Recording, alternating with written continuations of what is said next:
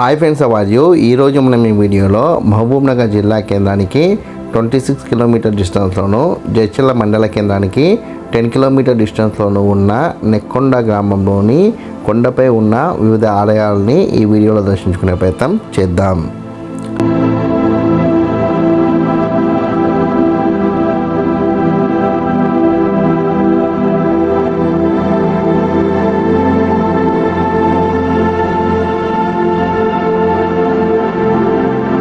ఈ నెక్కొండ గ్రామంలో కొండ దిగువ భాగంలో ఉన్న శ్రీ రామలింగేశ్వర స్వామి ఆలయానికి సంబంధించిన వీడియో డిస్క్రిప్షన్లో ఉంది. ముందు ఆ వీడియో చూసి ఈ వీడియో చూసే ప్రయత్నం చేయండి.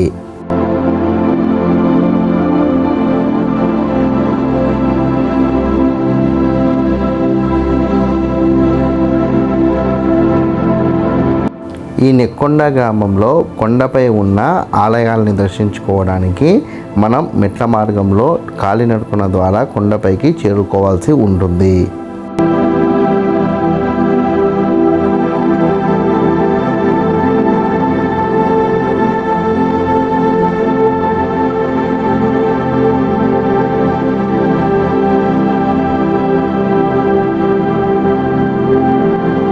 మెట్ల మార్గంలో కాలినడక ద్వారా కొండపైకి వెళ్ళే క్రమంలో మనకి ముందుగా మన కుడివైపు ఒక చిన్న ఆలయం కనబడుతుంది. ఆ ఆలయం ముందు మనకి ఒక రాతి శిల్పం కనబడుతుంది. ఆ రాతి శిల్పాన్ని మనం దగ్గర నుండి పరిశీలిస్తే అది శివలింగ పానవట్టంలాగా మనకి కనబడుతుంది.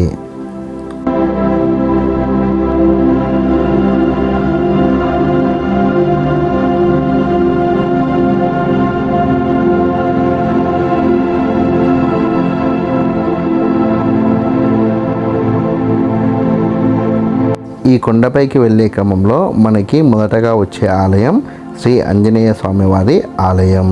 ఈ ఆంజనేయ స్వామి ఆలయానికి బయటి వైపు హనుమాన్ చాలీసా కూడా ఉంది.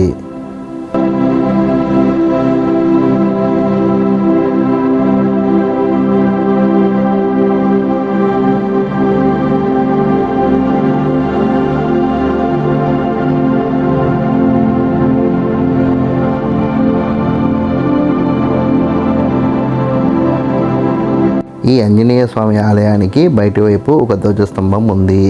ఆ ధ్వజస్తంభాన్ని పరిశీలిస్తే చాలా పురాతన కాలానికి సంబంధించిన ధ్వజస్తంభంగా మనకు అర్థమవుతుంది. ఆ ధ్వజస్తంభం పైన ఆంజనేయ స్వామి వారి ప్రతిమ కూడా ఉంది. మెట్ల మార్గంలో మనం కొండపైకి వచ్చే క్రమంలో మనకి మొదటి తోరణం రాకన్నా ముందే ఎడమవైపు ఒక చెట్టు కుండ ఈ ఆంజనేయ స్వామి వారి రాతి ప్రతిమ మనకి కనబడుతుంది.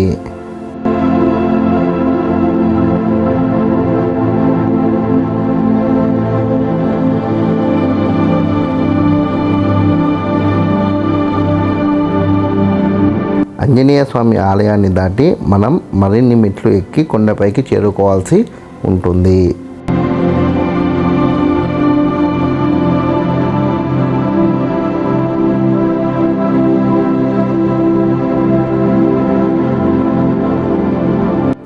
మెట్ల మార్గం ద్వారా మనం కొండపైకి వెళ్ళే క్రమంలో మనం కొంచెం ముందుకు వెళ్ళిన తర్వాత మనకి 2 మెట్ల మార్గాలు కనబడతాయి. అందులో ఒకటి పాత మెట్ల మార్గం, మరొకటి నూతనంగా నిర్మించిన మెట్ల మార్గం. ఈ 2 మార్గాల్లో ఏ మార్గం ద్వారా చేరుకున్నా మనము కొండపైకి అయితే చేరుకోవచ్చు. నేను నూతనంగా నిర్మించిన మెట్ల మార్గం ద్వారా వెళ్ళే ప్రయత్నం చేస్తున్నాను.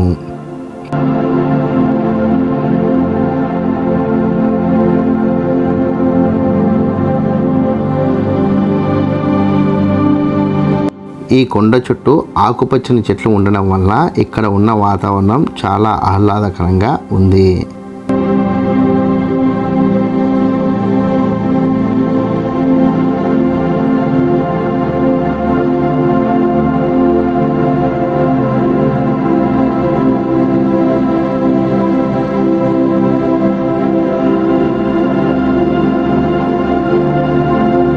మెట్ల మార్గంలో మనము కొండపైకి వెళ్ళే క్రమంలో మనకి మరొక దేవతామూర్తి విగ్రహం అయితే ఇక్కడ ఉంది.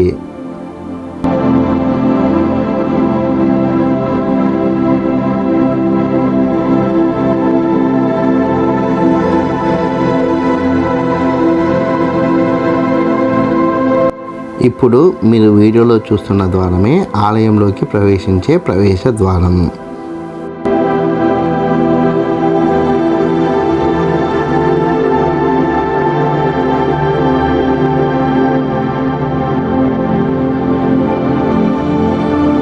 కొండ పైభాగం నుండి మనము కింది వైపు ఉన్న వాతావరణాన్ని పరిశీలిస్తే ఇక్కడ మనకు ప్రకృతి అందాలు చాలా అద్భుతంగా కనబడుతున్నాయి.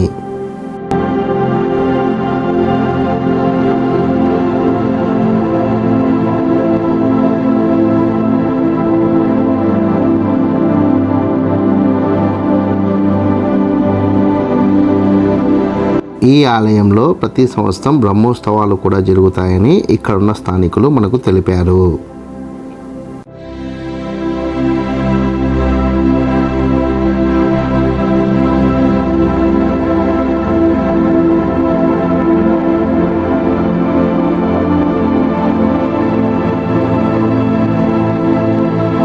ఈ కొండపైన ఉన్న ఆలయంలోకి నేను ప్రవేశించిన వెంబడే ఇక్కడ ఉన్న వాతావరణాన్ని చూసి నేను ఆశ్చర్యపోయాను.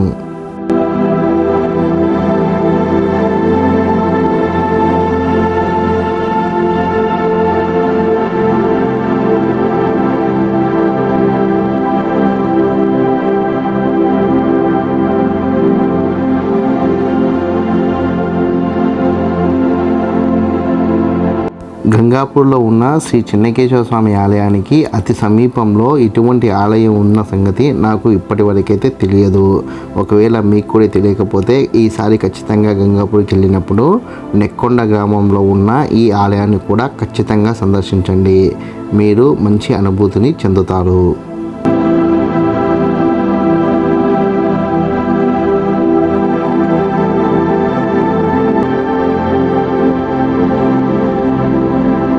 ఇప్పుడు మీరు వీడియోలో చూస్తున్న దేవతామూర్తి కొండపై ఉన్న అలివేలమ్మ తల్లి.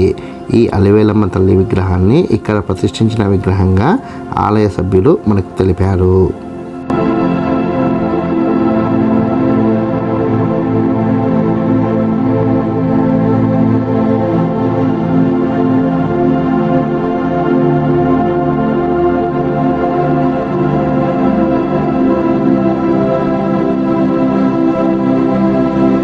ఈ కొండపైనే అలివేలమ్మతో పాటుగా లక్ష్మీ నరసింహస్వామివారు, శ్రీ వెంకటేశ్వర స్వామివారు స్వయంభూగా వెలిసినట్టుగా ఇక్కడ ఉన్న ఆలయ నిర్వాహకులు మనకు తెలపడం జరిగింది.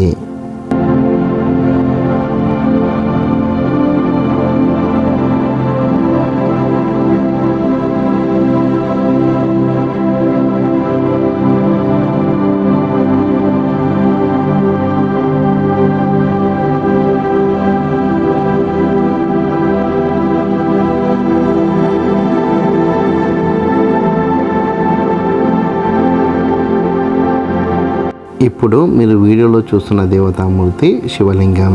పానవట్టం లేకపోవడం వల్ల ఆ ఆకారం పైన నిలువునామాలు ఉండడం వల్ల నాకు సందేహం వచ్చి అక్కడ ఉన్న ఆలయానికి సంబంధించిన సభ్యుని అడిగితే ఇది శివలింగమని నిర్ధారించి చెప్పాడు.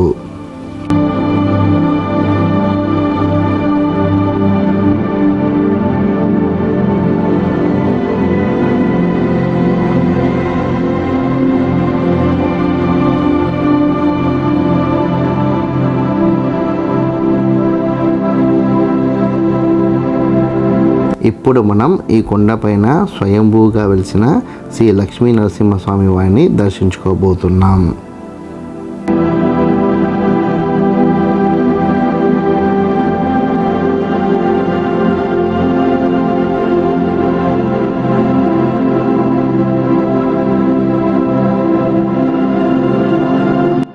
ఇప్పుడు మీరు వీడియోలో చూస్తున్న దేవతామూర్తి లక్ష్మీ నరసింహస్వామి వారు. ఈ కొండపైన ఈయన స్వయంభూగా నిలవడం జరిగింది.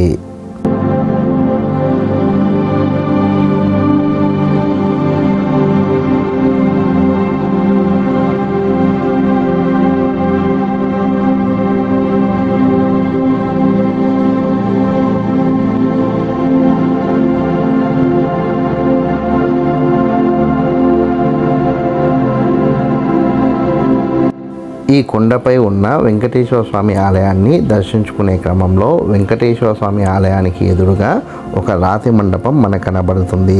ఆ రాతి మండపం కింద మనకి గరుడ విగ్రహం కూడా ఉంది.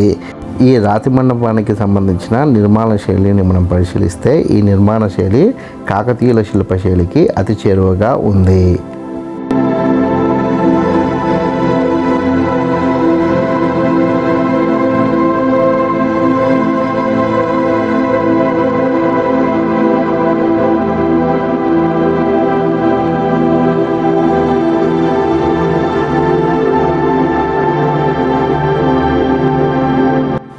ఇప్పుడు మీరు వీడియోలో చూస్తున్న ఆలయం కొండపై ఉన్న వెంకటేశ్వర స్వామి వారి ఆలయం.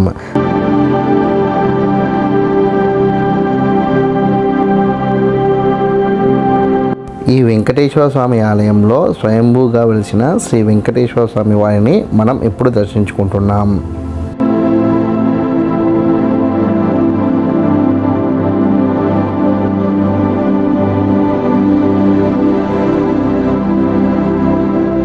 ఈ కొండపైన బయటి వైపు పానవట్టం లాంటి ఆకారం కలిగిన ఒక రాతి శిల్పం, అదేవిధంగా నాగదేవత విగ్రహాన్ని కూడా మనం చూడవచ్చు.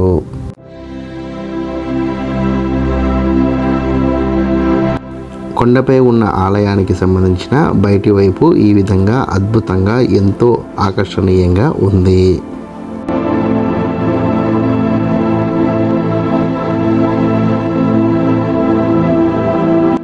మీ గ్రామాల్లో కూడా ఇటువంటి చారిత్రక ఆలయాలు, అదేవిధంగా కోటలు, చారిత్రక ప్రదేశాలు ఉంటే ఖచ్చితంగా కామెంట్ సెక్షన్లో కామెంట్ చేసే ప్రయత్నం చేయండి.